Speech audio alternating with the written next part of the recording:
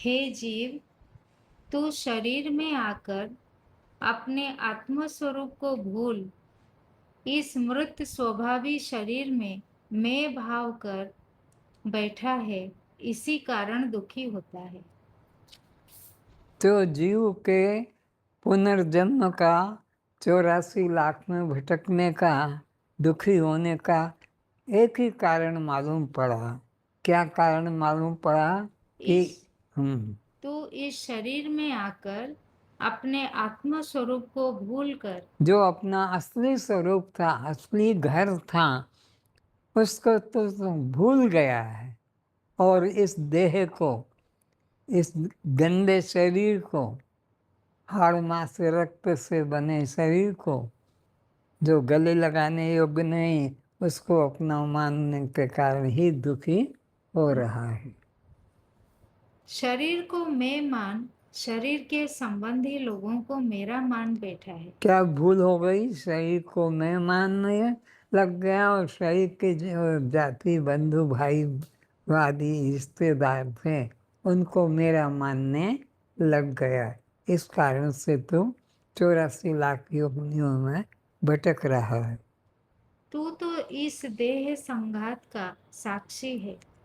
तू इस देह संघात का साक्षी है। तू ये देह नहीं, तू तो इसका दृष्टा है। तू तो इसको देखने वाला, जानने वाला है। तेरी सत्ता पाकर ही यह निर्जीव शरीर सजीव सा होता दिखाई पड़ता है। तेरी सत्ता पाकर ही ये शरीर जड़ होते हुए भी चेतन मालूम पड़ता है। तू ही इसे चला रहा है। तेरी सत्ता के बिना एक श्वास भी भीतर बाहर नहीं हो सकता। तुझसे ही उत्पन्न होकर नींद के समय तुझमें ही सब लीन हो जाता है। तेरी सत्ता से ही यह काम हो रहा है। नींद में जाने से सब यह व्यवहार लीन हो जाता है।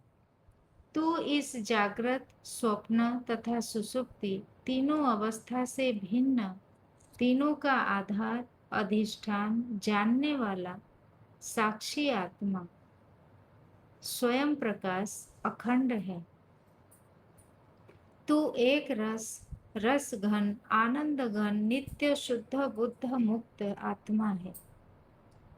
तू मन एवं मन रचित इस स्वप्नवत मिथ्या संसार से भिन्न है। तो मन और मन से रहित यह शरीर से तो भिन्न सत्य चित्त आनंद आत्मा है। जब तक जीव को मैं ब्रह्म हूँ, मैं साक्षी हूँ, मैं आत्मा हूँ, इस प्रकार का ज्ञान प्राप्त नहीं होता है। जीव की भूल क्या हो गई कि चेतन आत्मा को भूल करके जड़ शरीर अपने को मानने लग गया। तो जब तक तू अपने को मैं दृष्टा साक्षी चेतन आत्मा हूँ ऐसा नहीं जानेगा, तब तक तू दुख से बच नहीं सकेगा, दुख में पड़ा रहेगा। जब तक जीव को मैं ब्रह्म हूँ, मैं साक्षी हूँ, मैं आत्मा हूँ, इस प्रकार का ज्ञान प्राप्त नहीं होता है, तब तक यह जीव जन्म मरण के पास में बंधा दुख पाता रहता है। जीव को कौन सा ज्ञान नहीं होता है? जब तक मैं सत्य चित्त आनंद आत्मा, ये ज्ञान नहीं होगा, मैं देह से भिन्न सत्य चित्त, तब तक ये दुखी है और दुखी बना रहेगा। अनेक जन्मों के बाद पुनः ईश्वर कृपा से किसी वैराग्यवान ज्ञानी कुल में या श्रीमंत धार्मिक परिवार में जन्म लेता है। कोई ईश्वर कृपा हो जाए, कोई पुराना जन्म का पुण्य जग जाए और इसको अपने आत्मस्वरूप का बोध जग जाएगी, मैं तो सत्य चित्त आनंद, तभी यह दुख से बच सकता है, अन्यथा और दुख से बचने का कोई रास्ता नहीं।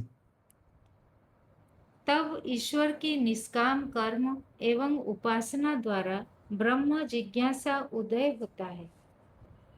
फिर किसी कैसी उपासना करना चाहिए?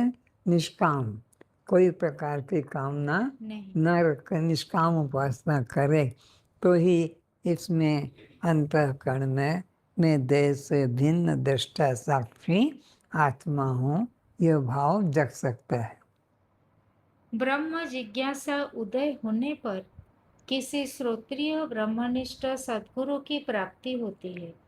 निष्काम भाव से अगर कर्म करे तब इसको सद्गुरु की प्राप्ति। श्रोत्रिय ब्रह्मनिष्ठ सद्गुरु भी बहुत तरह के होते हैं, लेकिन नहीं, निष्काम भाव से करे, श्रद्धायुक्त करे, तब इसको ब्रह्म जिज्ञासा जगती है।